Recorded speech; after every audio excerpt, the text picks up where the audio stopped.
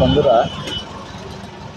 এই টিভি সার্কিটটা হচ্ছে পাওয়ারের প্রবলেম। পাওয়ারটা হিসাব পয়সা করে প্রথম ভোল্টেজ আসে 110-এর মতো আসে, কিন্তু কিছুক্ষণ পরে কমতে কমতে 60, 80, 90 এরকম হয়ে যায়, তাতে চলে না। এখন এটার যে ভোল্টেজ বৈশা করার জন্য যে সমস্যাগুলো হয়, এগুলো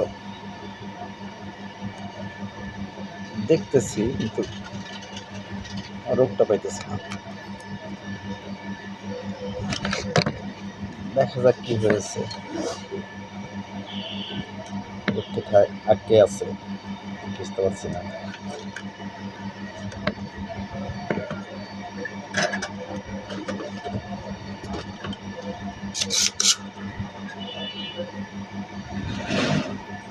ডিস্টার্বটা একটু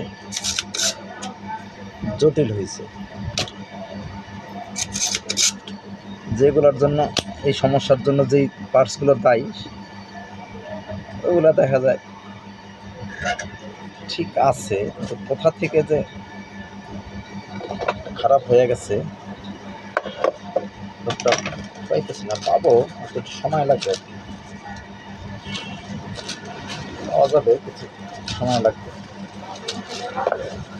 কি হয়েছে, রেজিস্ট্যান্সটা কয়েকটা লাগাইলাম, যেগুলা এটার জন্য তাই। একটা রেজিস্ট্যান্স লাগাই দেখি কি হয়।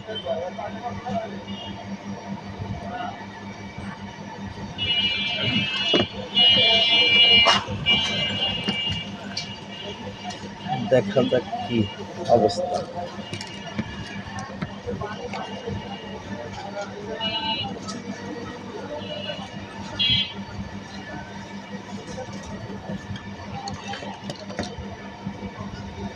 ভোল্টেজ ঠিক ভোল্টেজ উঠার পর বসে পড়াটা একটু জটিল সমস্যাই। এই কারণে রোগটা ধরতে একটু সময় লাগে, কারণ জিনিসটা ঠিক হয়ে যায় তার মধ্যে ডিস্টার্ব। এটা একটা জটিল সম্পদ। আর যদি কোনো কিছু খারাপ হয়ে বসে থাকে, তাহলে আবার এটা সহজে মোটামুটি খুঁজে বাই করা যায়। এই কারণে জটিলতা।